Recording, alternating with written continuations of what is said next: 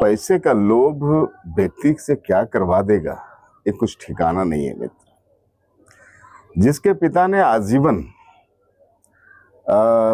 शराब के खिलाफ, दारू के खिलाफ लड़ाई लड़ी, उसका बेटा जब मुख्यमंत्री बनता है, जब सत्ता हाथ में आती है, तो वो कहता है कि सूबे के, राज्य के हर एक गांव में ग्राम सभा करके शराब की दुकानें तय की जाएगी।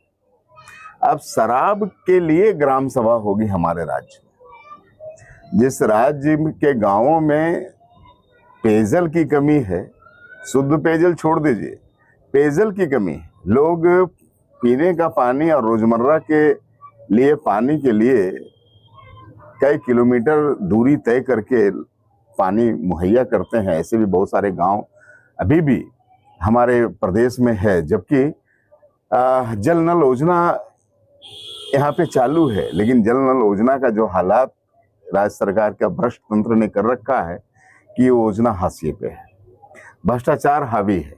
और अब सरकार शराब मुहैया कराने के लिए ग्राम सभा करवा रही है। मैं समझता हूँ कि देश के इतिहास में एक अनूठा प्रयास आदरणीय हेमंत जी का है कि शराब ग्राम सभा, शराब के लिए ग्राम सभा होनी है। जो राज्य के लोग स्वच्छ पानी नहीं पी पा रहे हैं, स्वच्छ पानी मुहैया जिस सरकार ने अपने दूसरे तीसरे कार्यकाल तक नहीं दे पाया है, वो अब शराब नीति पे ग्राम सभा करवाना चाह रही है कि शराब कहाँ पे दुकानें खुलेगी, किसको दुकानें दी जाएगी, इसके लिए ग्राम सभा होनी है। जो राज्य शिक्षा के लिए ग्राम सभाएं करती है, विकास के लिए ग्राम सभाएं करती है, स्वास्थ्य के लिए ग्राम सभाएं करती है, वो राज्य अब शराब के लिए ग्राम सभाएं करेगी। क्योंकि ग्राम सभाओं तो ठप सा पड़ गया है हमारे पंचायती राज में। आप जानते हैं कि कोई काम इस सरकार में है ही नहीं।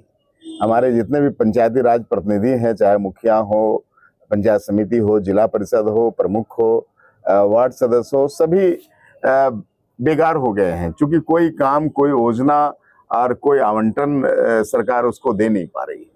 अब एक नई चीज सरकार लाई है कि भाई शराब के लिए आप ग्राम सभा करें।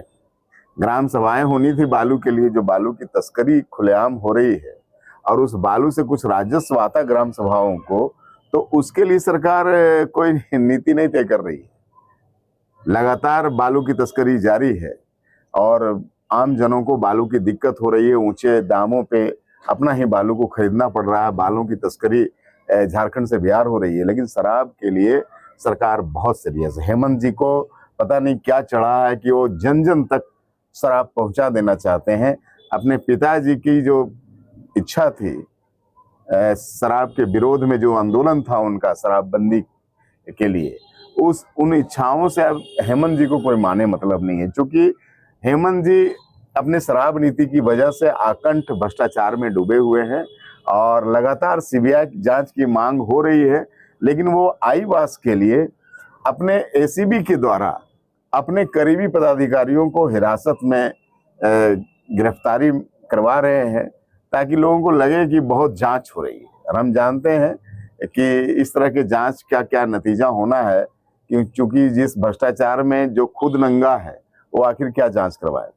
इसलिए हेमंत जी से मैं ये निवेदन करना चाहता हूं कि यदि आपको राज्य की तरक्की की थोड़ी सी भी लगता है कि राज्य की तरक्की हो, तो इन बखेड़ों से बाहर निकलें। सबसे पहले जो आपकी शराब नीति थी और उसमें जो जो दोषी थे 22 में जो अरबों रुपया का घोटाला हुआ है छत्तीसगढ़ के तत्कालीन सरकार के करिंदों से मिलकर के, पहले उसकी सीबीआई जांच आप दें, दोषी पदाधिकारियों को अंदर जाने दें, और फिर जो शराब नीति आप लागू करना चाहते हैं राज्य में, मैं तो आपसे निवेदन करता हूं कि शराब नीति ये लागू करें कि शराब बंदी कर दें राज्य में, या इन्हें गुने काउंटरों पे शराब दें।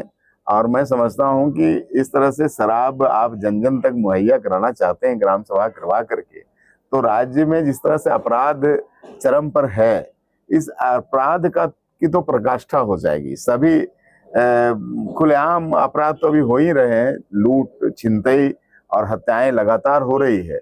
अब शराब जब जन जन तक पहुंच जाएगा तो पता नहीं क्या दृश्य होगा, कल्पना से परे है हेमंत जी। इसलिए हेमंत जी, निवेदन होगा कि थोड़ा राज्य की भलाई के लिए भी आप सोचें। भारतीय जनता पार्टी आपको शुभकामनाएं देती है। आप बहुमत में हैं तो राज्य को विकास के पथ पे ले जाए। बहुत बहुत धन्यवाद। और ये शराब ग्राम सभा को खत्म करें। शराब ग्राम सभा कहीं से भी इस राज्य के लिए उचित नहीं है।